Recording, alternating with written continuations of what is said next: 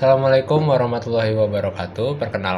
Perkenalkan nama saya Kenzi Mario Nazir dengan NIM 17056255206. Pada kesempatan hari ini saya akan mempresentasikan tugas kuliah hukum bisnis saya yang berjudul Penyusunan Naskah Kontrak atau Perjanjian Kemitraan Usaha dengan studi kasus simulasi berupa Perjanjian Kemitraan Usaha Waralaba Kedai Kopi Nusantara.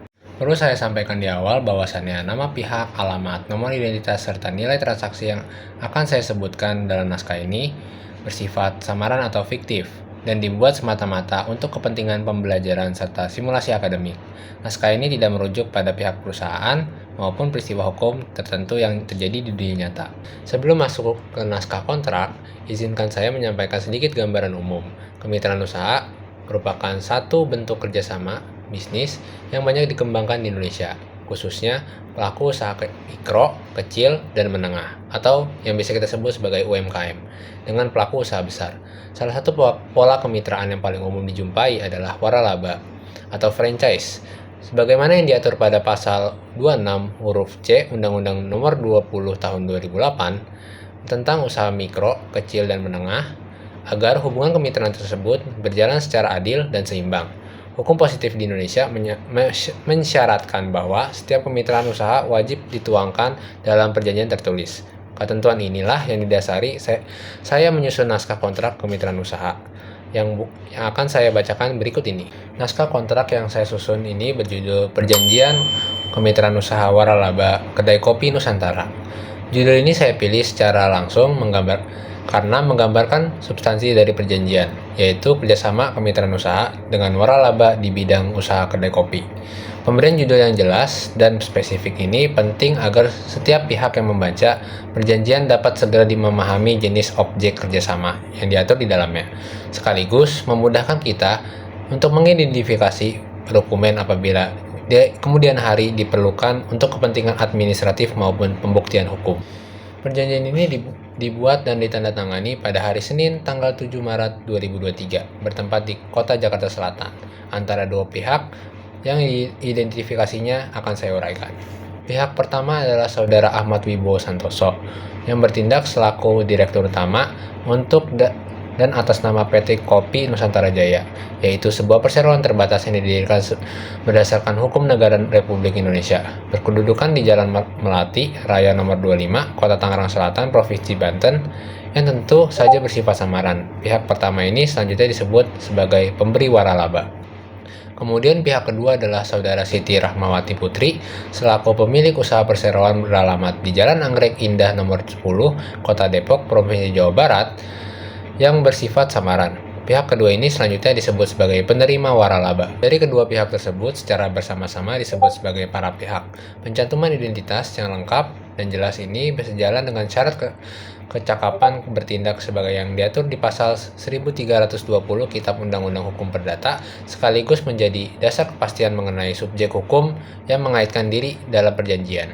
Kemudian latar belakang perjanjian ini disusun dalam beberapa poin pertimbangan. Pertama, bahwa pihak pertama adalah badan usaha yang bergerak di bidang perdagangan dan penyajian kopi dengan merek dagang Kedai Kopi Nusantara yang telah memiliki hak kekayaan intelektual atas merek sistem operasional dan resep produk yang telah teruji serta dikenal masyarakat. Kemudian yang kedua, bahwa pihak kedua adalah pelaku usaha mikro, kecil, dan menengah yang memiliki minat modal usaha dan lokasi usaha yang berpotensi untuk mengembangkan gerai kedai kopi Nusantara di wilayahnya. Kemudian yang ketiga, bahwa para pihak sepakat untuk menjalin hubungan kemitraan usaha dengan pola waralaba, dengan prinsip yang saling memerlukan, saling mempercayai, saling memperkuat, dan saling menguntungkan. Prinsip ini sejalan dengan definisi kemitraan pasal 1 angka 13 Undang-Undang Nomor 20 Tahun 2008. Dan yang terakhir, yang keempat, berdasarkan pertimbangan-pertimbangan tersebut, para pihak sepakat menuangkan hubungan kemitraan usaha ini ke dalam suatu perjanjian tertulis, sebagaimana yang diwajibkan oleh Pasal 34 Ayat 1 Undang-Undang yang sama. Selanjutnya, pada Pasal 1 Naskah Kontrak, saya menguraikan maksud dan tujuan perjanjian. Perjanjian ini dimaksudkan untuk mengatur hak, kewajiban, dan tanggung jawab para pihak yang menjalankan kemitraan usaha waralaba Kedai Kopi Nusantara.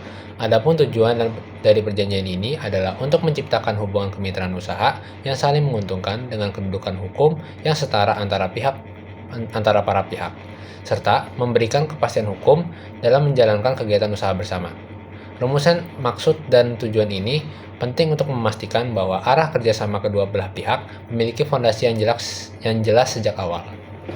Pada pasal 2, saya merumuskan objek perjanjian, yaitu pemberian hak oleh pihak pertama kepada pihak kedua untuk menggunakan merek dagang, logo, sistem operasional, standar resep, serta dukungan manajemen usaha kedai kopi Nusantara dalam rangka menjalankan satu gerai usaha yang berlokasi di Jalan Kenanga nomor 7, Kota Depok, Provinsi Jawa Barat. Pada pasal 3, hak dan kewajiban para pihak saya susun secara berimbang. Pihak pertama berhak menerima pembayaran biaya kemitraan atau franchise fee dan royalti, serta berkewajiban untuk memberikan pelatihan, pendampingan operasional, standar resep, dan pasokan bahan baku utama secara berkesinambungan dengan harga yang wajar. Pihak pertama juga mewajibkan untuk tidak melakukan pemutusan hubungan kemitraan secara sepihak tanpa alasan yang jelas, serta wajib memberikan informasi yang benar, jelas, dan tidak menyesatkan mengenai kondisi usaha waralaba yang ditawarkan. Di sisi lain, pihak kedua berhak menggunakan merek dagang, sistem operasional, dan mendapatkan dukungan manajemen dari pihak pertama. Selama masa perjanjian berlangsung, pihak kedua berkewajiban membayar biaya kemitraan dan royalti, menjalankan operasional gerai sesuai standar mutu dan pelayanan yang sudah ditetapkan, serta menjaga baik merek dagang kedai kopi Nusantara dan tidak menjalankan usaha sejenis dengan merek lain di lokasi yang sama.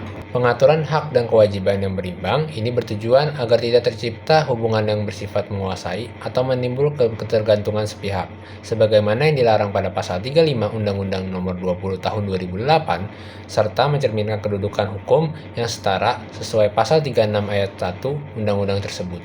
Pada pasal 4, saya mengatur nilai transaksi secara rinci. Pihak kedua wajib membayar biaya kemitraan atau franchise fee sebesar Rp75 juta yang dibayarkan secara sekaligus paling lambat 14 hari kalender sejak perjanjian yang ditandatangani. Selain biaya kemitraan tersebut, pihak kedua juga wajib membayar royalti bulanan sebesar 5% dari total omset hotel gerai yang dibayar paling lambat tanggal 10 setiap bulan berikutnya. Seluruh pembayaran dilakukan melalui transfer di rekening resmi pihak pertama. Apabila terjadi keterlambatan pembayaran royalti, maka akan dikenakan denda sebesar 1% per bulan dari jumlah yang ditunggak dihitung secara proporsional. Klausul nilai transaksi ini disusun secara jelas dan terukur agar sejalan dengan prinsip kepastian hukum, sebagaimana yang dimaksud pada pasal 1338 Kitab Undang-Undang Hukum Perdata, sekaligus mencerminkan asas keseimbangan antara hak dan kewajiban para pihak. Pada pasal 5, saya mengatur bahwa perjanjian ini berlaku untuk jangka waktu 5 tahun, terhitung sejak tanggal ditandatangani perjanjian, yaitu sejak tanggal 7 Maret 2023 sampai dengan tanggal 6 Maret 2027.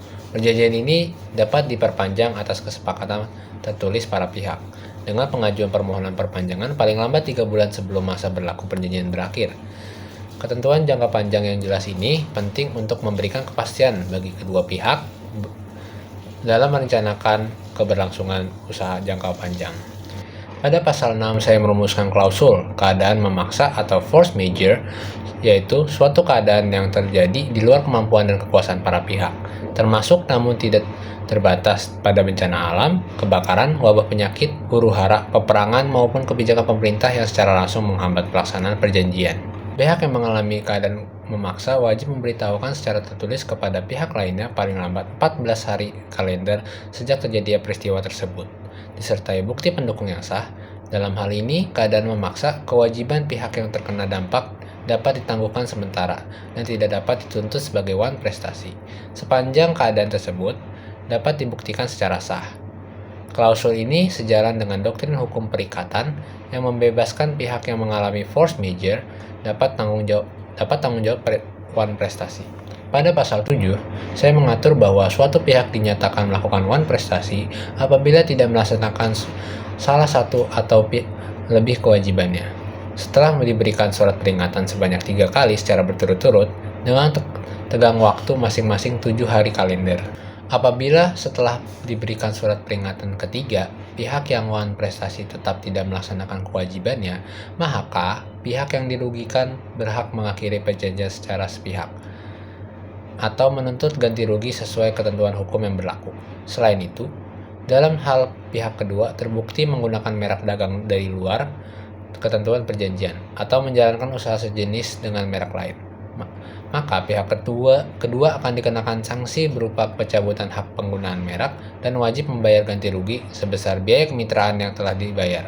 Mekanisme peringatan bertahap atau somasi ini mencerminkan asas itikat baik dan prinsip kehati-hatian sebelum mengakhiri perjanjian yang dilakukan. Pada pasal 8, saya mengatur mekanisme penyelesaian sengketa secara bertingkat.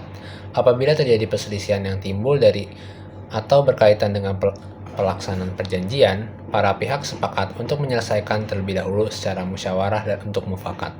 Apabila musyawarah tidak tercapai, dalam jangka waktu 30 hari kalender, para pihak sepakat menyelesaikan sengketa melalui mediasi dengan bantuan mediator yang disepakati bersama.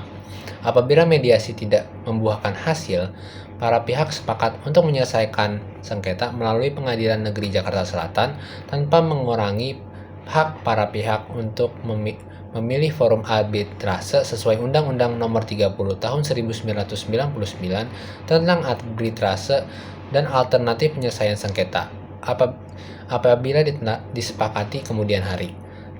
Susunan penyelesaian sengketa yang berjenjang ini bertujuan untuk mengedepankan penyelesaian yang berefisien serta meminimalkan biaya dan waktu bagi para pihak.